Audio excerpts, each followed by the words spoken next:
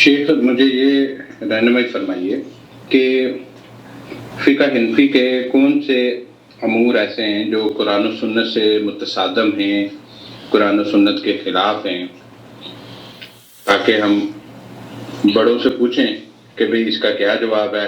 اگر وہ نہیں دے پاتے تو پھر ہم اس کے مطابق قرآن و سنت کے اوپر چلیں.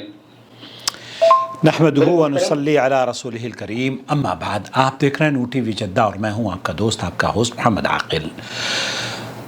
قرآن و سنت سے متصادم مسائل اگر ہیں فقہ حنفی میں تو وہ کون سے ہیں، اور ہم اگر ان مسائل کے بارے میں احناف کے علماء سے پوچھتے ہیں اور وہ جواب نہیں دے پاتے تو پھر ہم قرآن و سنت کی طرف رجوع کریں گے. یہ ہے ہمارے ایک دوست، غالباً پاکستان سے تعلق ہے، طلاق کے مسائل پر ان سے گفتگو ہو رہی تھی، اور وہ یہ کہہ رہے ہیں کہ اگر آپ فقہ حنبلی کے مطابق اپنے ان بہنوں کو جواب دیتے ہیں جو کہ پاکستان کی ہیں تو ہم حنفی مذہب کے ماننے والے ہیں.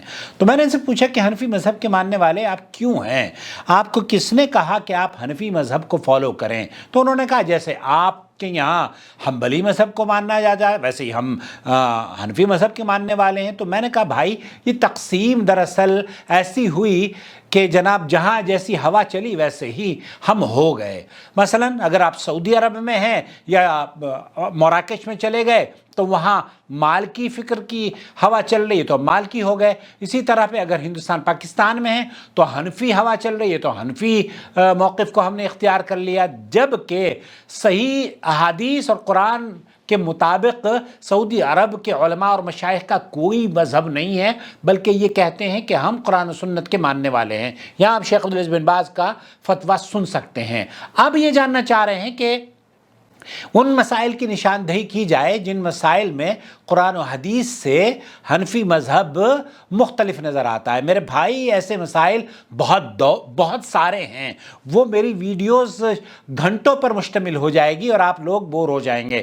میں دراصل اسی طرز پر بحث و مباحثہ کر کے، علماء سے رابطے کر کے اور دارالعلوم دیوبند خطوط لکھ کر مولانا مکی سے باتیں ہوئی میری، اور جس زمانے میں دیوبندی ہوا کرتا تھا، حنفی ہوا کرتا تھا، تبلیغی جماعت کا بڑا ایکٹیو ممبر تھا میں، اور اللہ کے فضل و کرم سے سعودی عرب میں آنے کے بعد قرآن و سنت کو میں نے اپنایا ہے. تو بہرحال میں نے مولانا مکی سے جو میری ملاقات رہی تھی اور انہوں نے جو جواب دیا تھا حنفی مذہب کو لے کر، اور جو بنیادی وجہ بنی میرے قرآن و حدیث کو اخذ کرنے میں، وہ آپ کی خدمت میں اس ملاقات کی رداد ضرور اگلی ویڈیو میں پیش کرنے کی سعادت حاصل کروں گا. آج ان بھائی کو یہ بتانا چاہتا ہوں، میرے ہاتھ میں یہ کتابیں ہیں اور بہت ساری کتابیں بھری پڑی ہیں، لیکن آپ کو اس وقت تک صحیح طور پر رسائی نہیں کر سکتے ان مسائل کا. آپ جب یہ کہیں گے کہ میں حنفی علماء سے رابطہ کروں گا تو اس کا مطلب یہ ہے کہ آپ کو حنفی عالم،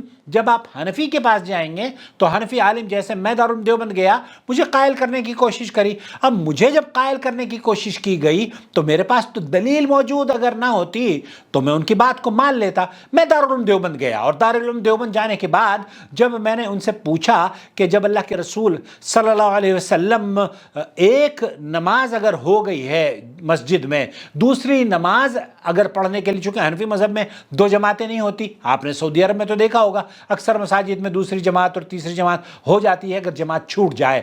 تو حنفی مذہب کے مطابق ہم نے وہاں پر ایک جا کے دوسری نماز پڑھی تو لوگوں نے ہم پر انگلیاں اٹھائیں اور میں نے کہا کہ ایسا اللہ کے رسول صلی اللہ علیہ وسلم سے ثابت ہے.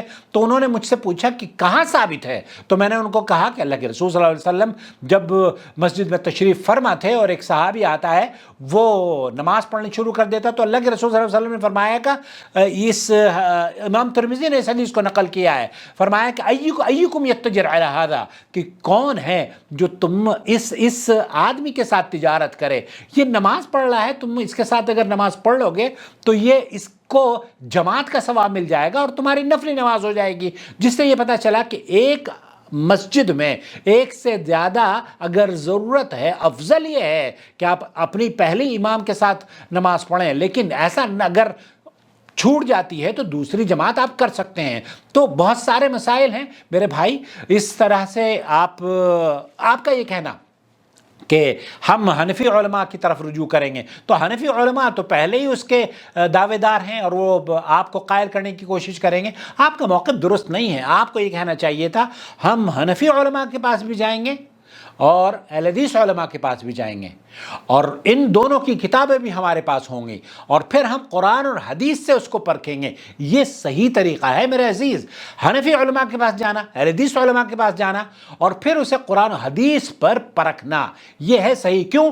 کیونکہ اللہ تعالیٰ ہمیں یہی حکم دے رہا ہے، یہ نہیں کہہ رہا کہ آپ اس کیفیت میں جب اختلافات پائیں تو ہم اہل حدیث علماء کے پاس جائیں یا حنفی علماء کے پاس جائیں، بلکہ ان دونوں کے جو دعوے ہیں وہ قرآن و حدیث پر پرکھیں۔ فَإِن تَنَازَعْتُمْ فِي شَيْءٍ، اگر کسی چیز میں اختلاف پاتے ہو، تنازع پاتے ہو، تو کیا کرو؟ حنفی علماء کی طرف رجوع کرو؟ نہیں، اللہ تعالیٰ نے فرمایا فَرُدُّوهُ إِلَى اللَّهِ وَالرَّسُولِ إِن كُنتُمْ تُؤْمِنُونَ بِاللَّهِ وَالْيَوْمِ الْآخِرِ۔ تو آپ اگر ایمان رکھتے ہیں اللہ اور اس کے رسول پر اور آخرت پر، تو آپ کو کیا کرنا ہوگا اور مجھے کیا کرنا؟ میں نے تو یہی کیا، سب سے پہلے جا کر حدیث کی کتابیں میں نے خریدی، اور پھر اس کے بعد جو مسائل تھے ان مسائل کو میں نے قرآن و حدیث پر پرکھا۔ اب پرکھنے کے بعد اس نتیجے پر پہنچا کہ نہیں، ہمیں خاص طور پر جو حنفی مذہب کے جو مسائل ہیں قرآن حدیث سے اگر وہ موافقت نہیں رکھتے تو ہمیں انہیں چھوڑ دینا چاہیے، ان سے توبہ کر لینی چاہیے۔ مثال کے طور پر ایک حضرت انس رضی اللہ تعالیٰ عنہ بیان کرتے ہیں، اور یہ صحیح بخاری کی روایت ہے، ترمذی، ابن ماجہ اور نسائی میں اس حدیث کو نقل کیا گیا ہے۔ حضرت انس بیان کرتے ہیں کہ رسول اللہ صلی اللہ علیہ وسلم نے فرمایا قیامت کے دن اس آدمی کو آگ سے نکال لیا جائے گا، اس آدمی کو آگ سے نکال لیا جائے گا جس نے کلمہ لا الہ الا اللہ پڑھا اور اس کے دل میں جو کے دانے کے برابر بھی ایمان ہوا، جو کے دانے کے برابر۔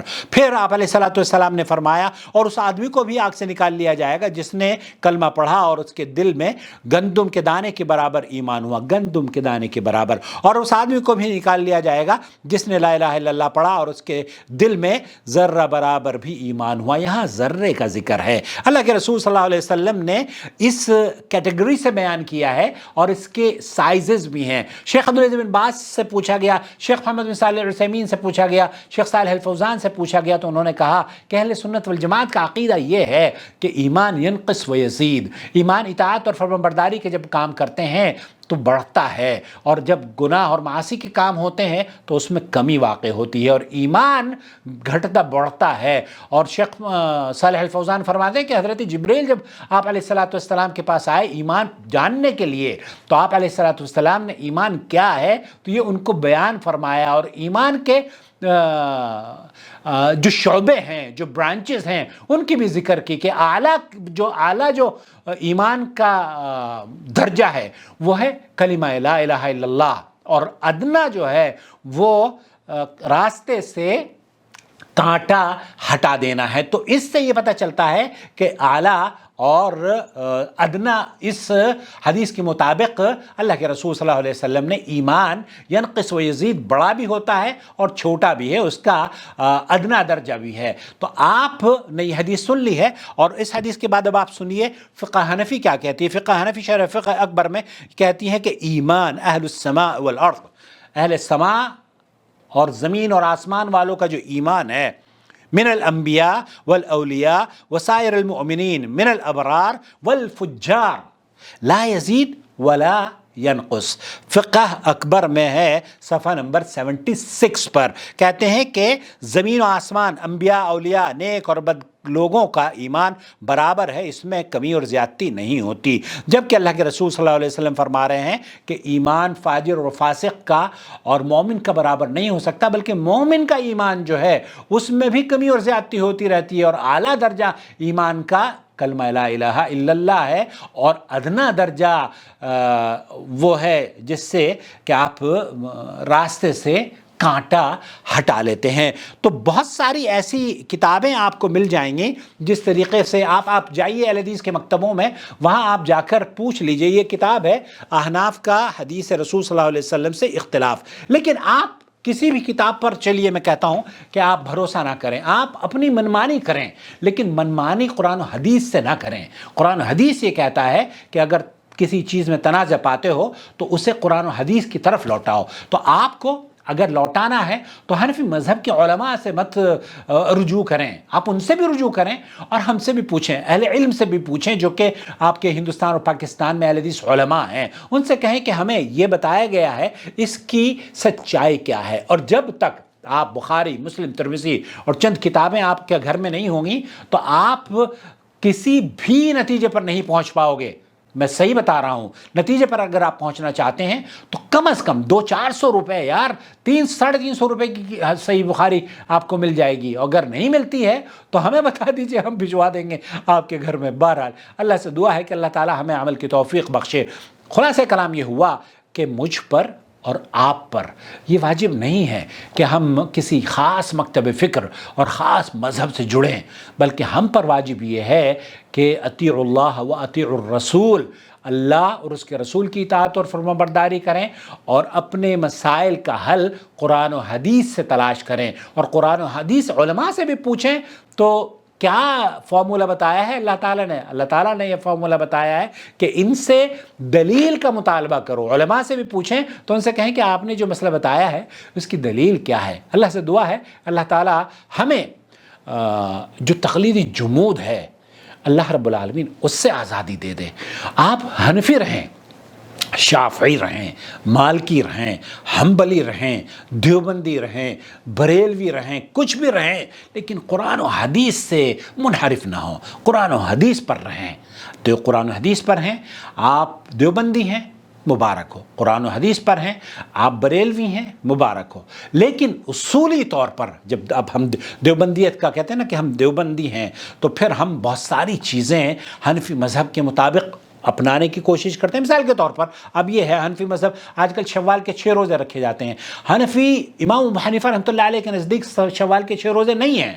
हम हनफी कैसे हैं, हम उनकी मानते नहीं हैं, बल्कि उनके शागिर्दों के नज़दीक ये 6 रोज़े मसनून अमल है। तो बहुत सारे उलमा और बहुत सारे अहले इल्म का इमाम अबू हनीफा से भी इख्तिलाफ है। और ये कहना कि हम सऊदी अरब के जो लोग हैं वो हम्बली मज़हब के मानने वाले नहीं, हम्बली मज़हब के मानने वाले नहीं हैं। और ये हम्बली अगर है भी तब भी कुरान और हदीस को मानते हैं। तो इनको अगर ये कह दिया जाए कि हम्बली मज़हब में ये बात ऐसे है और कुरान और हदीस में ये है, तो उसका इनकार नहीं करते बल्कि कुरान और हदीस को तरजीह देते हैं। तो मेरा और आपका भी मौक़िफ़ ये होना चाहिए। और आप अगर कुरान और हदीस को छोड़ देते हैं, और चाहे मक्की ही क्यों ना हो जाएं, चाहे मदनी क्यों ना हो जाएं, कुरान और हदीस पर अमल नहीं करते, तो फिर आप हक़ पर नहीं हैं। हक़ पर होने की जो अलामत है वो कुरान और हदीस है। फ़इन तनाज़अतुम फ़ी शैइन फ़रुद्दूहु इलल्लाहि व रसूल इन कुंतुम तुमिनून बिल्लाह। तो अगर ईमान अल्लाह पर रखते हो तो अल्लाह और उसके रसूल की तरफ रुजू कर लो। और अल्लाह ताला ने आपके लिए और मेरे लिए फरमाया है, अतीउल्लाह व अतीउर रसूल वला तुब्तिलू अमालकुम। अल्लाह और उसके रसूल की इताअत करो और अपने अमाल को ज़ाय होने से बचा लो। तो खुलासा कलाम मेरे भाई, मेरे अजीज़, मेरे दोस्त, एक बार फिर तंग नज़री का मुज़ाहरा ना करें। जो बातें कुरान हदीस से, चाहे वो तलाक़ के मसाइल हों या आम मसाइल हों, आपको बताई जा रही हैं, अगर कुरान हदीस के मुताबिक है तो उसको अपना लें, और अगर कुरान हदीस के मुताबिक नहीं है तो दीवार पर दे मारें और हमें भी इत्तला करें कि जनाब कुरान हदीस के मुताबिक नहीं है, हम आपका पेशानी चूम लेंगे। वल्लाही एक साहब ने कहा कि जनाब अल्लाह के रसूल सल्लल्लाहु अलैहि वसल्लम नमाज में रफ़े दैन नहीं किया करते थे। मैंने कहा हदीस बता दीजिए। अब हदीस तो उनके पास कोई थे नहीं। जिस हदीस का उन्होंने तज़किरा किया कि अबू दाऊद की रिवायत है और तिरमिज़ी की रिवायत है, इमाम तिरमिज़ी और अबू दाऊद रहमतुल्लाह अलैह फरमा रहे हैं कि ये हदीसें ज़ईफ़ हैं।